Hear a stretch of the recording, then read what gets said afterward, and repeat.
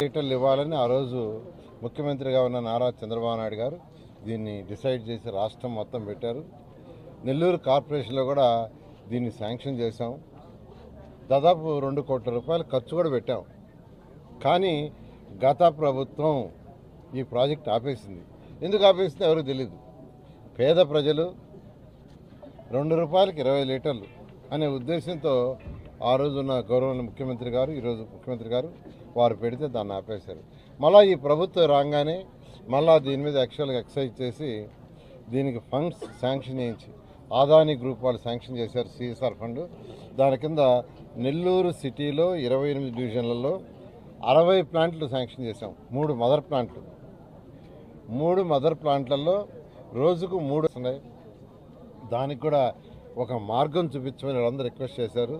అది చేయాల్సిన బాధ్యత ప్రభుత్వం మీద ఉంది. ఖచ్చితంగా అవన్నీ డిస్కస్ చేసి అధికారులకు ఇప్పుడే చెప్తున్నాను. అదంతా డిస్కస్ చేసి స్టడీ చేస్తే మీడియా తరఫున నేను రిక్వెస్ట్ చేస్తున్నాను, మీరందరూ సహకరించండి. పేదవాళ్ళకి ఎవరైనా ఇల్లు పోతే మళ్ళా చెప్తున్నాను, వాళ్ళకి టిట్కో హౌస్ ఇస్తాం. టిట్కో హౌస్ కానీ ఖాళీ లేకుంటే 1 సెంటు ఖాళీగా ఉంటే 1 సెంటు, 2 సెంటు ఖాళీ 2 సెంట్లు ఇస్తాం.